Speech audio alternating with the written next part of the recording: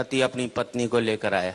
इसलिए नहीं लाया कि उसे प्यार करता है, इसलिए लाया कि खुद तो अपनी लुगाई को कुछ कह नहीं पाता, मुझसे कहलवाना चाहता है। भाई मर्द के बच्चों तो खुद बोलो अपनी लुगाई को, वहां सबकी टैं बोल जाएगी। कई बार तो मुझे ऐसे लगता है जैसे इस देश के पतियों ने मुझे सुपारी दी हुई हो कि हम तो कुछ नहीं कहेंगे, तू कह दियो हमारी तरफ से। या देखा जाए तो इस देश के पतियों का मैं अम्बेडकर हूं। ये बेचारा शोषित समाज जो आज तक ऊपर नहीं उठ सका, इसको मेरे जैसे ही संतों की आवश्यकता है। इस देश के पतियों को एक संत मिला है, इसके लिए उसका स्वागत कर सकते हैं। बोलो पत्नी नहीं देखे बस इस हिसाब से ताली बजाओ। और वैसे भी देखा जाए तो आजकल मार्केट में बहुत संत घूम रहे हैं, और दूसरे शब्द में कहूं तो मार्केट वाले संत घूम रहे हैं। जिस संत के पास जाओ एक ही बात कहेगा, माया त्याग दो। बोले क्या करें? बोले मुझे दे दो। हर एक चाहता है वो तो करोड़पति बन जाए और आप बाबा जी बन जाओ। लेकिन मैं इतना ही कहना चाहता हूं, अभी मैं अमेरिका गया, मैंने वहां देखा पति पत्नी बहुत प्यार करते हैं। सड़क पर चलते चलते प्यार कर लेंगे, ट्रेन में बैठे बैठे प्यार कर लेंगे। हिंदुस्तान में तो पति सारा घर में प्यार नहीं करता, बाहर के तो बात छोड़ दीजिए। इतना प्यार करते हैं अमेरिका में पति पत्नी की उनका प्यार का कोटा 2 साल में पूरा हो लेता है, फिर वो तलाक ले लेते हैं। हिंदुस्तानी पति पत्नी सुबह प्यार करेंगे, शाम को माथा फोड़ लेंगे, तो जिंदगी भर प्यार का कोटा पूरा ही नहीं हो पाता। इसलिए हमारे यहाँ कहते हैं 7 जन्मों तक साथ निभाएंगे, क्योंकि हम एक जन्म में प्यार का कोटा पूरा नहीं कर सकते। हंसने की बात नहीं, आपको अगले जन्म में दूसरी लुगाई चाहिए, तो इस जन्म में इस वाली को खूब प्यार करो, अपना कोटा पूरा कर लो बस। भगवान अगले जन्म में दूसरी दे देगा, और नहीं कोटा पूरा करेगा तो 70 जन्म तक यही मिलने वाली है। हंसने की बात नहीं है, कल से जिस पत्नी को पति प्यार करने लग जाए तो समझ लेना साले के दिल में खोट है,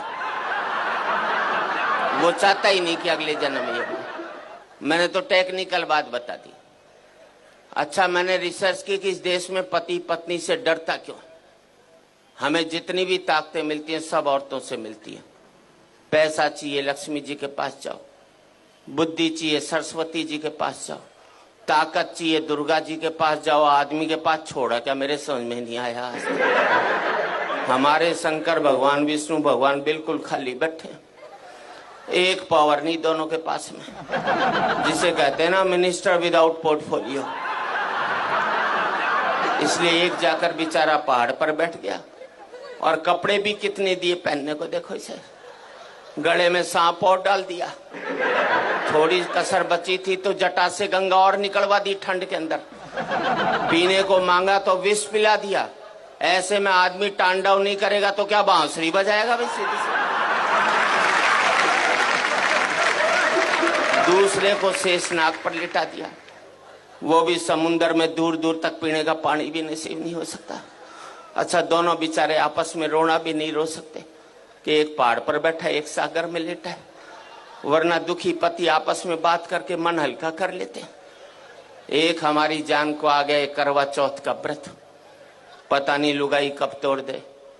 इधर व्रत टूटा उधर पति साफ, क्योंकि पति की जिंदगी के लिए रखा जाता है। इस देश में 100 व्रत ऐसे हैं कि पत्नी नहीं रखे तो पति की सेहत खराब हो सकती। एक व्रतशाला ऐसा नहीं बनाया जो पति नहीं रखे तो लुगाई के जुकाम भी हो जाए। तो हम तो बल्ला भी नहीं निकाल सकते। अभी करवा चौथ को घराली बोली सोने का सेट दिला, मैंने कहा मैं तो नहीं दिलाता। बोले व्रत तोड़ू के? अंदर से रोटी ले आई, बोले ला रहा है कि अभी खाऊं? मैंने प्राण जाएंगे ले आया। विदेशों में करवा चौथ के व्रत होते नहीं, इसलिए वहां तलाक हो जाते। अभी मैंने ब्याह की 25वीं वर्षगांठ मनाई, अमेरिका में होता तो 25वीं लुगाई की मना रहा होता, करवा चौथ नहीं होता ना वहां। हमारे यहाँ पति पत्नी तो रेल की पटरी की तरह, मिलो मत साथ जरूर चलना पड़ेगा। अलग इसलिए नहीं हो सकते कि बच्चे स्लीपर बनकर दोनों को जकड़े हुए हैं, ना इसको इधर जाने देते हैं ना उसको उधर जाने देते। अच्छा, इस देश में हर एक पत्नी पति को एक धमकी जरूर देती है, मैं तो बच्चों की वजह से टिकी हुई हूं, वरना कब की निकल जाती। अब मैंने अपनी लुगाई से कहा, मैंने देख सारे बच्चे ब्याह लिए, अब तो निकल ले, बोले ना जरा पोते का ब्याह और देख लो, उसने कभी नहीं निकलना।